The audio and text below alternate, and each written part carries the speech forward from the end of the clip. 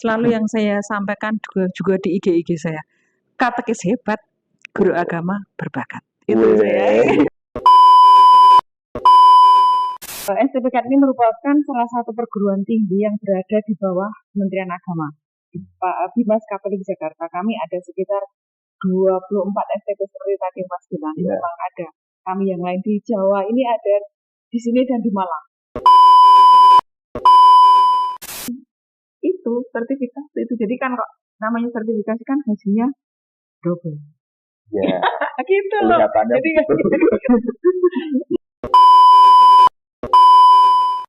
Halo sobat kantinku, di episode kali ini kita mampir di salah satu tempat yang spesial nih, yaitu di STPK Santo Fransiskus Assisi Semarang. Di sini merupakan tempat di mana dididiknya semua guru agama, terutama guru agama Katolik ya, dan juga para katekis yang berkarya di seluruh Republik Indonesia ini. Nah, sudah hadir bersama saya narasumber yaitu Suster Franciana SF sebagai Wakil Bidang Keuangan, IT, Promosi dan Alumni. Kemudian ada juga teman saja ya, kita sama kan umurnya. Oke, teman kita namanya Dika sebagai Ketua BEM. Oke, untuk Suster sudah berkarya di sini kurang lebih berapa lama? Saya menjadi dosen itu mulai tahun 2018. Kemudian sekarang proses-proses menjadi tetap, lalu sekarang NIDN dan proses-proses kalau jadi dosen itu akhirnya sekarang sudah berapa tahun ya jadinya? Kalau 2018 berarti sekarang sudah 5 tambah 2 7 tahun. Ya. 7 tahun saya berkarya di sini. Untuk kematangan menjadi seorang dosen paling tidak harus 4 tahun dulu ya berkarya di sini, karena kalau dari jenjang akademis kan ada jenjang asisten ahli, lektor kepala macam itu. Seperti itu. Sekitar 7 tahun. Tapi kalau bekerjanya di sini mulai dari sejak saya tahun 2007 sudah berkarya di sini sebagai yang mengelola keuangan atau pendamping STPK sejak STPK dulu masih merangkak-rangkak, sekarang menjadi semakin dikenal. Baik, terima kasih. Kalau Dika sendiri di sini sudah semester berapa mungkin atau apa? Ya sama ya, saya kira ya dengan kampus yang lain menggunakan semester gitu atau tingkat gitu. Kalau karena gini kita mungkin kalau pandangannya mirip-mirip dengan seminari itu kan, wah saya di seminari X sudah tingkat berapa kan gitu. Ya silakan. Ya baik, kalau dari saya sendiri, saya di sini di STPK ini sudah masuk atau akan masuk di semester kelima, atau saya sudah masuk di tahun ketiga. Jadi saya ini bergabung di STPK itu sejak tahun 2023. 2023 saya bergabung dan memang sudah tidak terasa semenjak saya awal mula bergabung di sini, dan sekarang sudah di tahun ketiga yang dimana mungkin dalam waktu dekat atau dalam waktu sekitar 2 tahun lagi saya juga akan menyelesaikan pendidikan saya di STPK. Ya, baik. Asalnya dari? Saya sendiri asalnya dari Bekasi, Jawa Barat, dan saya juga saya masuk sini juga mendapatkan rekomendasi dari salah satu romo. Baik, terima kasih. Nah, baik, Suster Francia dan Mas Dika ya. Kalau misalnya nih kita menggambarkan STPK itu dalam 3 kata, kira-kira apa yang mau disampaikan? Oke. Ya, kalau saya selalu yang saya sampaikan juga di IG saya. Katekis hebat, guru agama berbakat. Itu ya. Mantap. Kalau Dika gimana Mas Dika? Kalau saya agak berbeda ya. Kalau saya itu menggambarkan STPK itu adalah guru agama dan katekis. guru agama kategori. Oh ya, ketiga oke. Mantap. Oke. Nah, begini, mungkin kita agak lebih serius ini ya. Ya.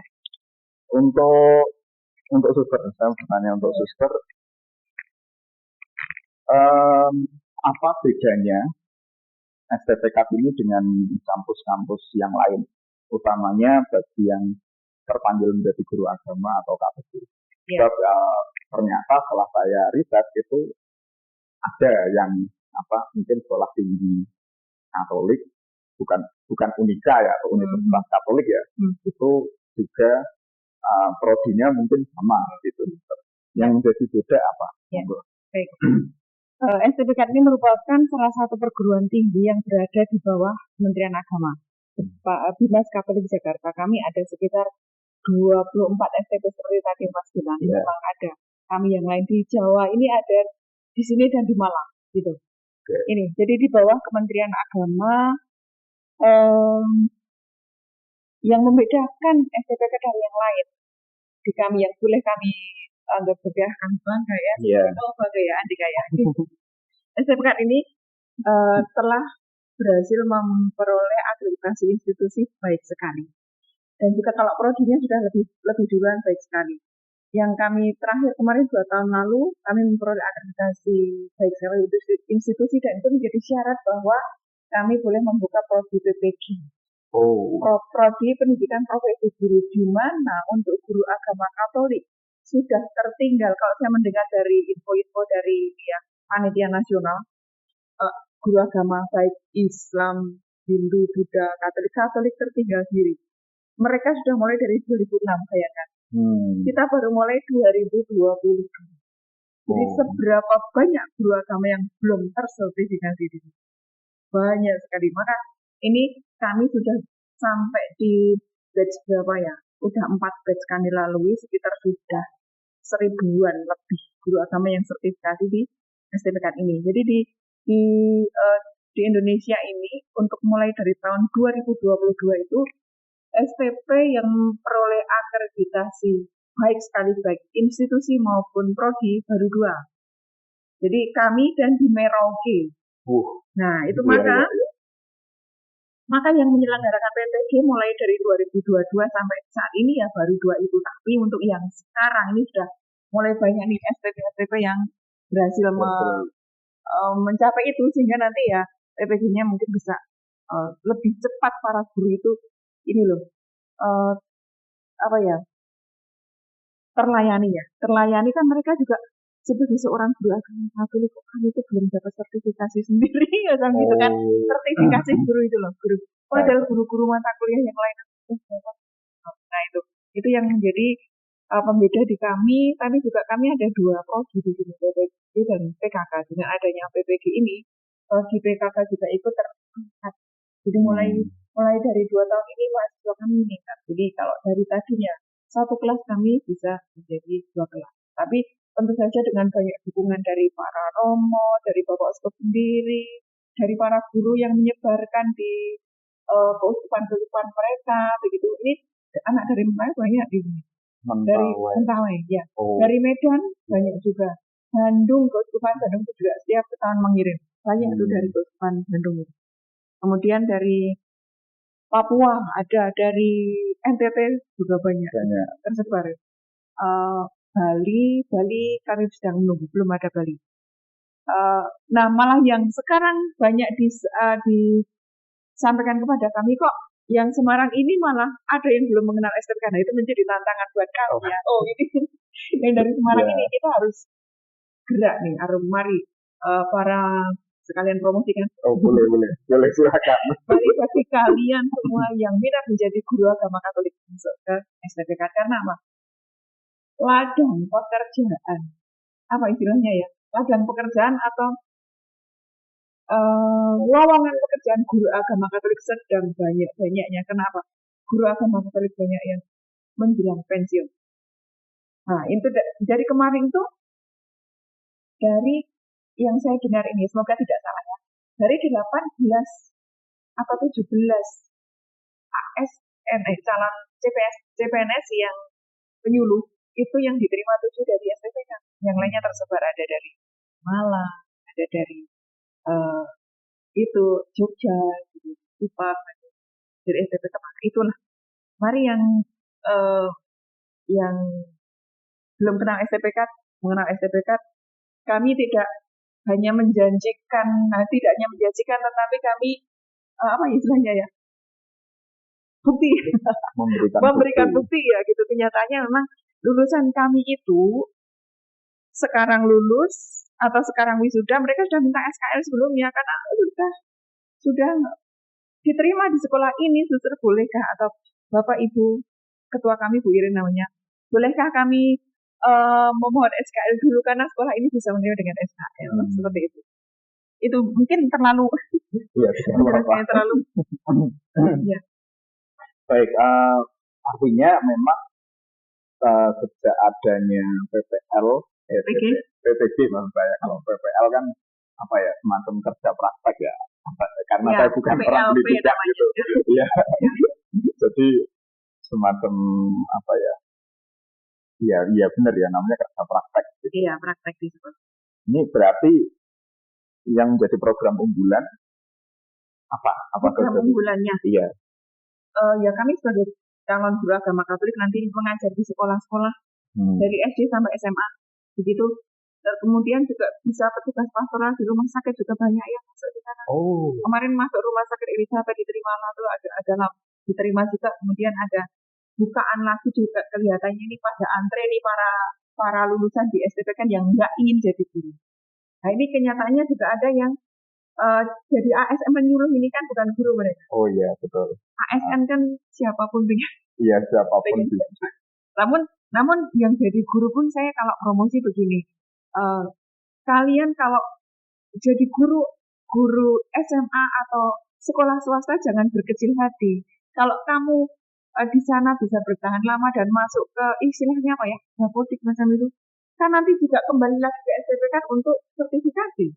Kan gitu. Jadi tidak membedakan hanya negeri aja loh. Ini dari swasta juga akan itu sertifikasi itu. Jadi kan kok namanya sertifikasi kan hasilnya double.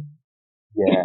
Gitu loh. Jadi ya. Ya seperti itu sih. Kalau yang akan lebih bisa menjelaskan tentunya mereka yang sudah lulus ya. Yang sudah lulus dan mengalami sih begitu. Baik. Mungkin suatu saat kami akan mereka biar kesaksian dengan itu. Iya. Baik. Mungkin karena kita di sekolah tinggi pastoral, itu kan pasti ada nilai pastoral yang dihidupi. Nah, itu kalau saya juga sudah riset itu kan spiritualitas Fransiskan, yang artinya apa ya? Kalau saya sudah mencoba untuk mencari tahu, wujudnya adalah ya sesama itu tidak hanya antar manusia, juga semua makhluk begitu. Nah, kira-kira apa nilai-nilai yang sudah diterapkan atau dicoba untuk diterapkan di STPK ini? Di sini ada mata kuliah namanya spiritualitas katekis, atau apa yang kamu sudah dapatkan sekarang?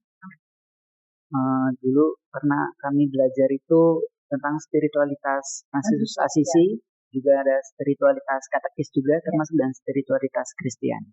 Gitu. Di situ kami mengajarkan bagaimana kami bersaudara dengan alam. Bersaudara kan seperti tadi Mas mengatakan, tidak hanya dengan sesama manusia, tetapi juga bersaudara dengan alam, bersaudara dengan lingkungan hidup. Jadi cinta lingkungan hidup. Di kami diajarkan itu namanya persaudaraan, kerendahan hati, kesederhanaan, seperti Santo Fransiskus.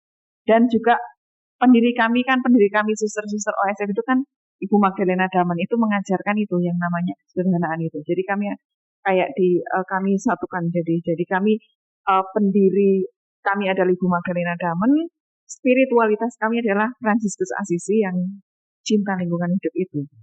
Di mata kuliah itu kami juga terapkan di sana bagaimana menjadi seorang yang nantinya menjadi lulusan yang mencintai lingkungan, apa ya namanya? Kalau saya mengajarkan namanya ecopreneurship itu. Ecopreneurship adalah mengajarkan sikap dalam diri mahasiswa itu menjadi seorang yang pantang menyerah,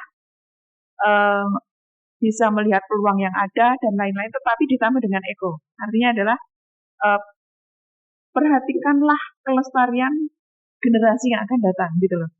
Ya. Jadi kalau misalnya nanti mengajar di sekolah, ya ajarkanlah kepada anak-anak itu bagaimana dia mencintai lingkungan, bagaimana dia merawat lingkungan, ya itu macam gunakanlah plastik, lebih gunakanlah kertas daripada plastik macam itu kan, itu juga salah satu penerjemahan dari eko-eko itu. Itu juga ada hubungannya erat dengan semangat Fransiskan itu, Fransiskus Asisi Cinta Lingkungan. Baik.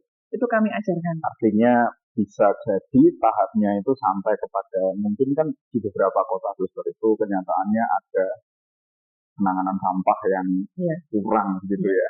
Nah itu mungkin sampai ke sana. Sampai di sana, ya. Itu kan makanya diajarkan juga untuk melihat peluang yang ada toh.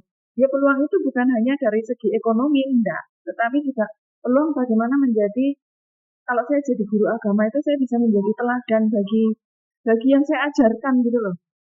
Ya memang dari segi ekonomi mungkin ya, kalau melihat peluang sampah, mungkin dengan adanya jiwa wirausaha yang mandiri dan kerja keras pantang menyerah gitu, saya bisa mengolah sampah itu menjadi berkah kan gitu. Tetapi di lain pihak juga saya menjadi seorang yang bisa mengajarkan kepada ini loh anak-anak didik ini. Satunya pegang kitab suci, satunya pegang angkul. Itu ya. Ya betul. Ya berarti memang sudah diterapkan ya spiritualitas Fransiskan ini. Saya juga sempat mendengar bahwasannya Santo Fransiskus juga pernah mengungkapkan kalau berkhotbahlah melalui perbuatanmu. Ya, gitu. Ya meskipun kadang orang itu tidak begitu tahu ya sebenarnya ngapain sih gitu kan, tapi ya tetaplah berkhotbahlah melalui perbuatan. Baik, tadi sudah disinggung mengenai lulusan ya. Lulusan tidak hanya sebagai guru namun juga penyuluh. Kemudian untuk tantangannya, tantangannya yang sedang dihadapi, terutama dalam membentuk guru agama dan katekis di tengah, kan sekarang zamannya sudah digital ya, sudah digital, kemudian informasi itu sangat cepat sekali, itu dan mungkin juga karena tantangan zaman yang serba digital itu boleh jadi krisis iman itu bisa mengancam juga. Nah, kurang kira-kira apa yang menjadi tantangan? Ya, itu tantangan bagi kami STP kan adalah bagaimana kami harus selalu siap untuk mengupdate materi-materi perkuliahan yang sesuai dengan zaman yang ada tadi. Tadi Mas mengatakan digitalisasi itu ya, supaya pengajaran atau katekes umat itu mengena di hati mereka. Kan anak muda zaman sekarang ini kan apa-apa sudah HP. Betul. Bahkan buku pun kadang-kadang tidak ada HP, ini semua ada di sini. Kadang-kadang tidak bawa catatan karena ada di HP kayak gitu. Itu kan maka kami sebagai sebuah sekolah yang mendidik calon guru agama, nanti gelar kami adalah SPD. Tapi kalau SPD-nya kan nanti khusus agama. Maka kan namanya SPD itu ya SPD sama dengan guru-guru yang lain. Kalau kalian nanti mendapat sertifikasi ya sama dengan guru yang lain. Jadi kami biayanya juga murah kok. Di sini kami tidak ada uang misalnya bukti itu kan nggak ada juga. Jadi kami pengembangannya kami langsung dengan uang per semester itu sekitar 5 juta gitu. Nah itu kan ya kami maksudnya begitu, kami harus mendidik para calon kami itu untuk bisa masuk ke zaman saat sekarang ini. Itu menjadi tantangan bagi kami. Bagaimana para dosen itu kreativitas untuk menugaskan anak-anak mahasiswanya mungkin saling ke paroki, mengajar, kemudian membimbing OMK, lektor, dan juga menjadi salah satunya apa yang pengalaman kamu? Pengalaman saya sih pernah sekali diminta untuk memimpin suatu ibadat ya. Dulu waktu itu bulan Kitab Suci Nasional, kami pernah diminta untuk memimpin di salah satu lingkungan. Lalu juga kami juga pada saat APP Prapaskah kami juga pernah diminta untuk memandu lah sebagai pemandu jalannya kegiatan APP di salah satu lingkungan di paroki Atmo Dirono. Oh ya, ini. Jadi ya itu juga salah satu pengalaman yang sangat berharga ya buat kami juga karena salah satu latihan lah bagi kami. Nah nanti setelah kami lulus juga tidak hanya sebagai seorang guru agama, tapi kami juga sebagai seorang katekis yang dimana nanti pasti akan melayani umat-umat di paroki-paroki. Gitu. Ya. Juga kalau tadi salah satu tantangannya adalah bagaimana agar mahasiswa tidak semakin banyak. Nah itu yang tantangan juga itu. Baik. Terus bagaimana supaya estetika semakin dikenal. Itu tantangan. Terus bagaimana supaya kampus kami bisa menjadi rujukan di kalangan umat Katolik khususnya, maupun untuk juga mendukung moderasi beragama. Di sini kami ada ruangan khusus moderasi beragama. Di sini ada berbagai agama di sana, dan di sini ada kelompok juga yang menjadi ketua loh. Mahasiswa kami ada jadi ketua moderasi beragama yang perkumpulan atau himpunan mahasiswa dari UIN gitu. Oh, UIN. UIN, kemudian dari lalu kegiatan. Jadi kami ada di sini selain moderasi beragama juga FIBP seperti yang ke Keuskupan Agung Semarang miliki di sini. Formasi iman berjenjang dari PAUD, PIR, PIO, iya. Dan nanti ya. Itu kalau ditanya tantangannya. Baik. Kalau begitu apa harapan suster untuk STPK kurang lebih sampai 1 dekade ke depan gitu? Harapannya semoga semakin dikenal lagi dan juga semakin diminati STPK menjadi kampus rujukan bagi umat yang ingin belajar katekisme. Itu harapan kami. Kami juga bisa bekerja sama dengan keuskupan dengan baik sehingga nanti mungkin apakah kami bisa membantu keuskupan untuk mengirimkan tenaga-tenaga yang kompeten untuk membantu kekuatan iman. Iya. Khususnya keuskupan Agung Semarang, tapi juga keuskupan yang lain ya. Karena ada juga dari keuskupan lain. Itu sih harapan kami. Dan kami tetap juga akreditasi semakin baik. Alumni kami juga semakin guyup seperti itu. Ya, baik. Ya, dan perlu teman-teman ketahui juga bahwasannya Keuskupan Agung Semarang itu kelihatannya memang yang keuskupan yang paling progresif dalam hal ini. Jadi, kalau kita boleh meminjam istilah progresif ya, karena memang faktanya bahkan imam-imam Keuskupan Agung Semarang, imam diosesannya juga menjadi misionaris domestika atau imam yang memang sengaja diminta untuk ke keuskupan lain untuk membantu keuskupan di sana, entah menjadi promo paroki ataukah masuk ke komisi tertentu misalnya untuk membantu tata kelola keuskupannya. Oke, sekarang kita ke Dika nih. Nah, baik ya kabarnya ya. Puji Tuhan, baik. Nah ini, pertama saya mau tanya, dulu kenapa milih STPK?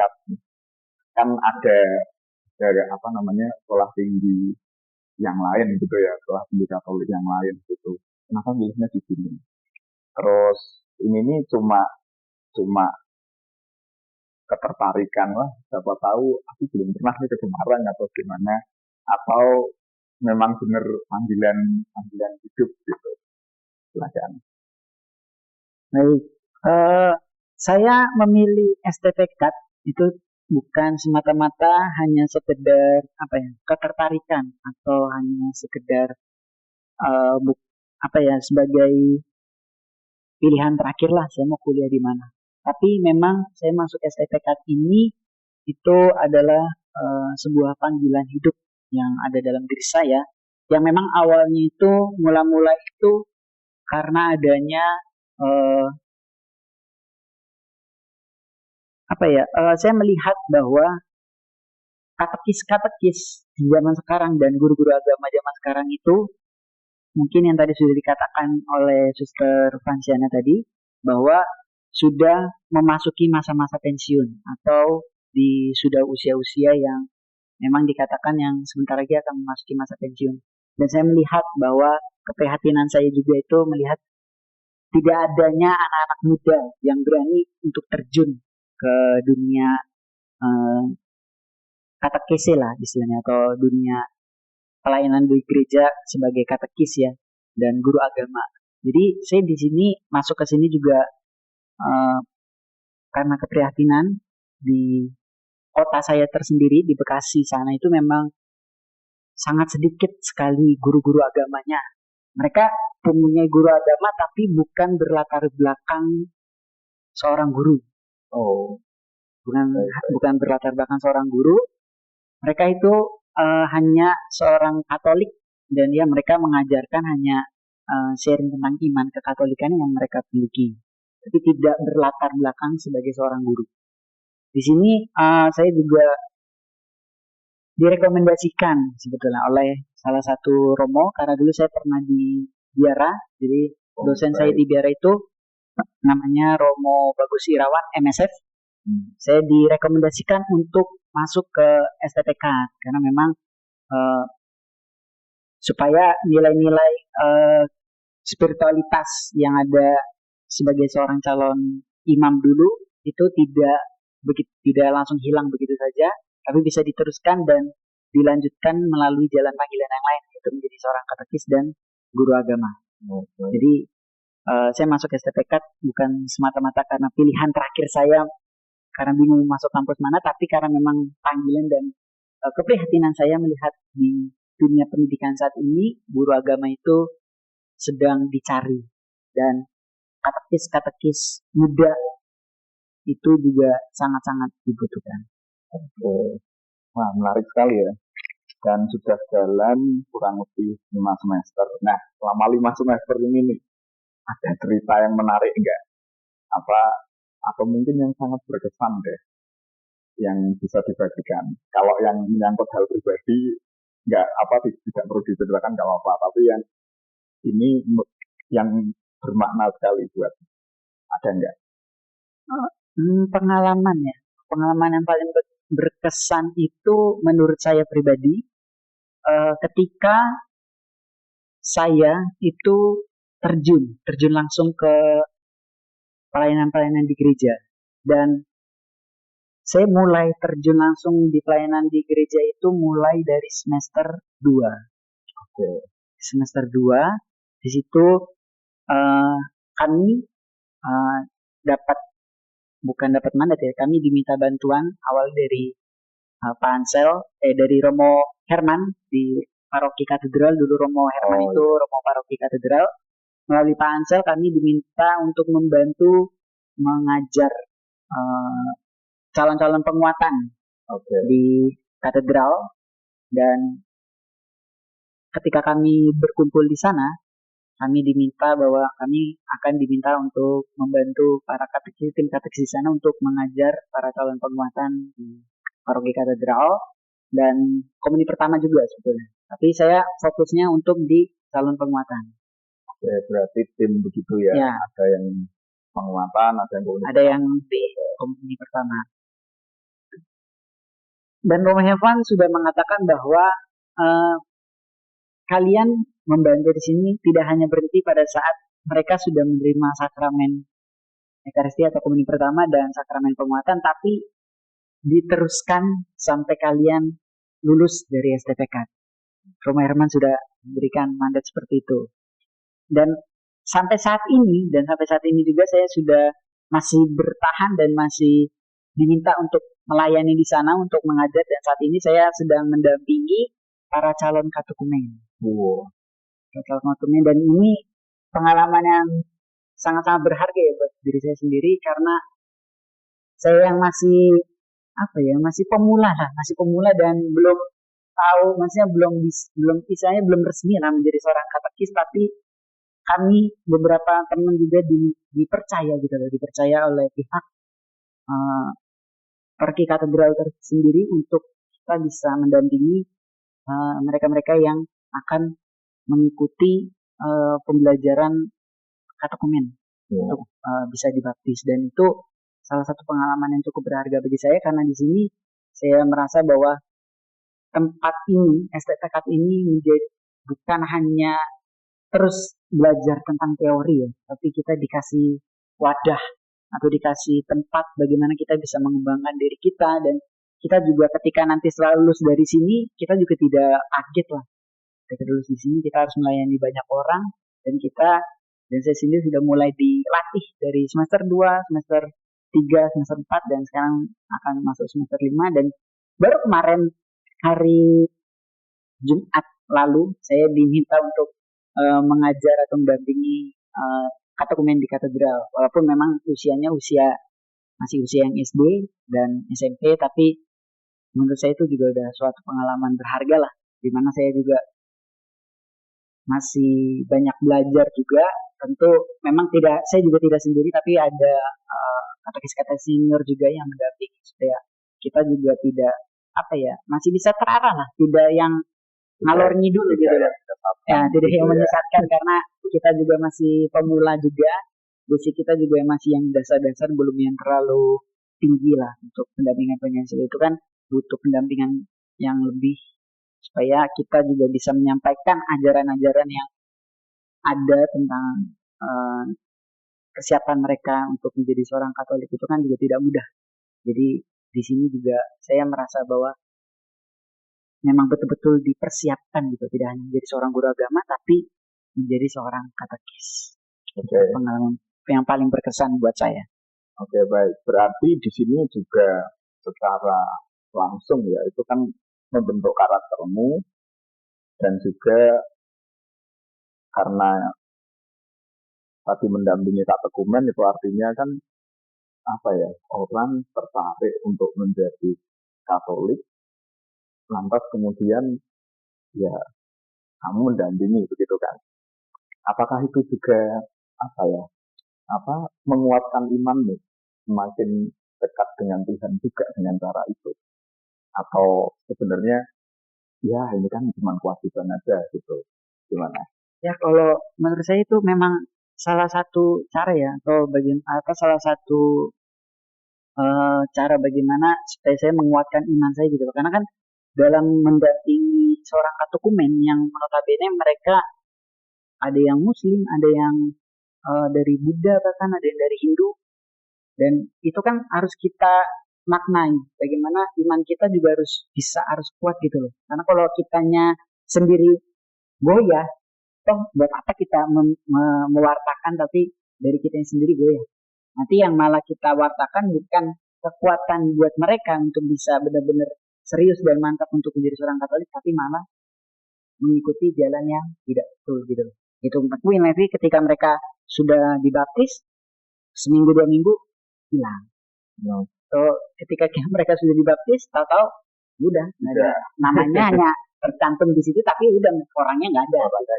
Tahu udah pindah agama, entah apa kan kita juga nggak tahu. Jadi itu salah satu fondasi bagi saya untuk menguatkan iman juga sih, karena memang persiapan dalam mengajar atau persiapan dalam mendampingi seorang katekumen kan juga butuh yang namanya iman ya, karena kita juga tentu ya, karena kalau tidak apa yang kita sampaikan mungkin tidak akan tersampaikan ke mereka.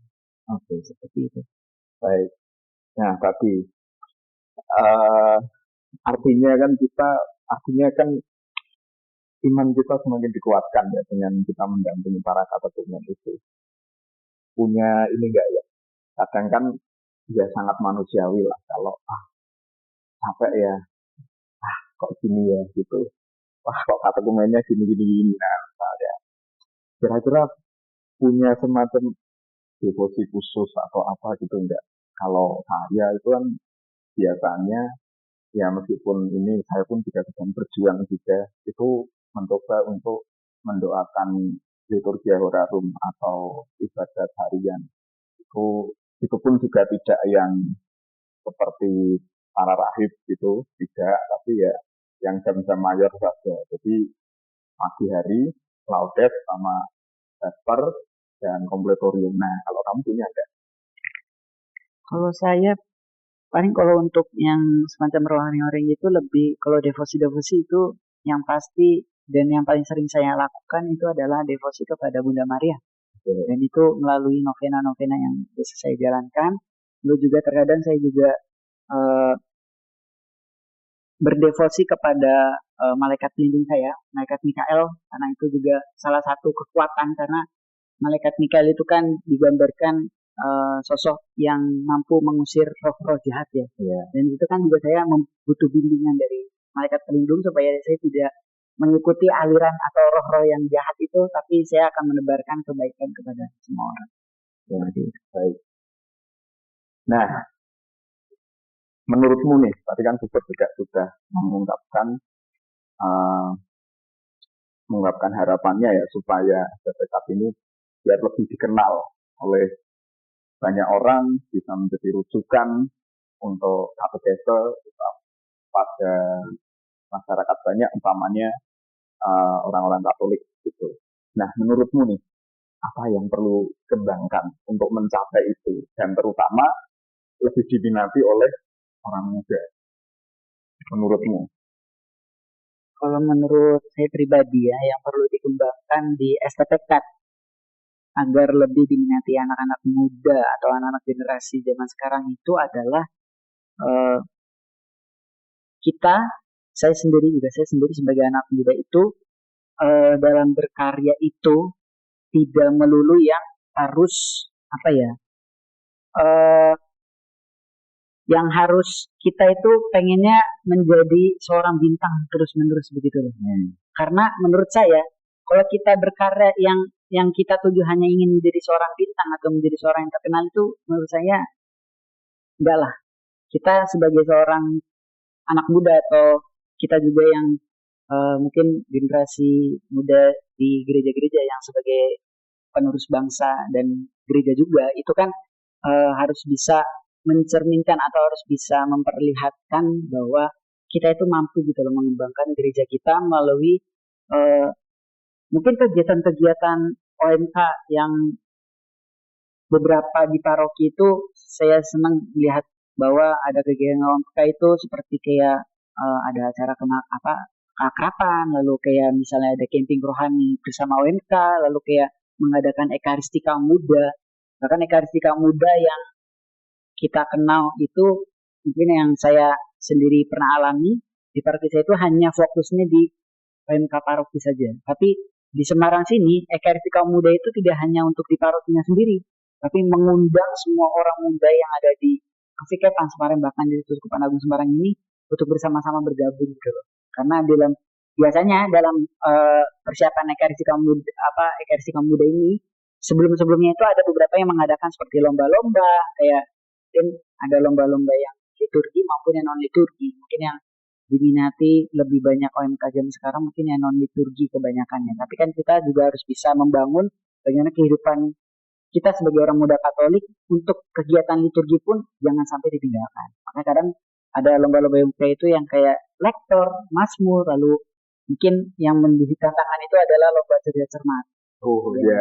Kebanyakan lomba yang cerdas cermat ini malah sangat minatnya sangat berkurang gitu. Dan tapi kan kita berusaha gitu loh untuk bisa menggaungkan orang muda itu bisa mampu berkarya gitu, mampu berkarya. Tentu untuk anak-anak STPK juga karena kita beberapa kali juga sudah mengadakan semacam lomba atau mengikuti lomba-lomba yang sifatnya juga nasional dan itu sudah diikuti seperti pengembangan karya-karya ilmiah mereka kayak artikel, lalu kayak terakhir itu ada lomba karya tulis ilmiah yang tentu juga itu salah satu pengembangan karena memang bagaimana anak-anak muda zaman sekarang itu sulit gitu loh untuk bisa mengikuti hal-hal yang seperti ini yang sifatnya positif dan ya harapan saya sih semoga anak-anak muda zaman sekarang terutama untuk di mahasiswa-mahasiswa STPK ini ayolah kita bersama-sama untuk bisa menggaungkan sifat-sifat atau kegiatan-kegiatan positif untuk kaum muda dimanapun mereka berada. Gitu. Ya, oke. Setelah lulus nih, apa mimpimu dalam karya pelayanan gereja setelah lulus ini? Karya apa ya? Setelah lulus mimpi saya mungkin tidak jauh-jauh dari, pasti kalau dalam gereja itu kan selain menjadi seorang katekis ya, dan menjadi katekis mungkin harapan mimpi saya itu menjadi seorang prodiakon mungkin. Oke. Seorang prodiakon, bukan mungkin sih, mungkin akan saya menjadi seorang prodiakon. Guru agama sudah pasti, Sudah pasti. karena memang tujuan saya juga memang ingin mengajar, karena dulu juga waktu di biara juga kan saya pikir bahwa saya ingin menjadi seorang imam yang bisa mengajar, tidak hanya melayani umat dalam pernikahan Ekaristi, tapi saya juga bisa menjadi seorang imam yang mengajari. Tapi kan saya sudah menjadi seorang awam, dan mimpi saya selalu ya bukan hanya dalam kegiatan menggereja, paling prodiakon, lalu menjadi seorang katekis dan menjadi mendampingi mungkin yang ya dewan paroki, lalu nanti juga mungkin saya perlahan juga akan mendampingi keluarga-keluarga muda atau mungkin orang muda. Lalu memang saya fokusnya ke orang muda sebenarnya, karena memang kita harus bisa membangkitkan semangat muda para OMK ini supaya memang benar-benar bisa menjadi masa depan gereja yang baik. Oke. Nah, coba mungkin kamu punya pesan gitu ya untuk teman-teman yang lagi nonton itu. Nah, pesannya, coba sampaikan pesanmu mengapa perlu mempertimbangkan STPK sebagai salah satu pilihan, bahkan yang justru bahaya. STPK ini jadi pilihan utamaku. Silakan. Pesan-pesan untuk teman-teman muda ya, mungkin dalam konteks mencari panggilan hidup gitu ya Pak. Dari konteks untuk yang bingung-bingung kuliah di mana, atau mungkin kayak ada ya mungkin beberapa juga dari teman-teman yang mungkin yang sedang menonton video ini, ada mungkin beberapa teman yang ingin menjadi seorang guru agama Katolik juga mungkin ada, lalu mungkin yang bingung-bingung, cobalah bergabunglah bersama kami di STPK, karena menurut saya STPK ini bukan hanya melahirkan sebagai seorang guru agama, tapi juga melahirkan seorang katekis. Karena menurut saya berbeda dengan Unika, mungkin di beberapa Unika juga ada yang mengadakan program pendidikan keagamaan Katolik ya, tapi mereka hanya berfokus untuk menjadi seorang guru saja. Tapi kan kalau teman-teman panggilan hidupnya ingin mengabdi di gereja, masuklah ke STPK, karena di STPK itu bukan hanya melahirkan seorang guru agama, tapi juga melahirkan seorang katekis yang berkompeten. Mungkin saya juga mengajak teman-teman semua untuk bisa bergabung bersama saya, dan kami juga di sini. Kami masih menunggu antusias dari teman-teman untuk bisa bergabung bersama kami di STPK Santo Fransiskus Asisi Semarang. Oke, baik, terima kasih. Nah, teman-teman sekalian, dari obrolan pada hari ini kita belajar ya bahwasannya menjadi guru agama atau katekis itu bukan sekedar profesi, tetapi juga sebuah panggilan hidup yang sangat baik dan sangat indah juga.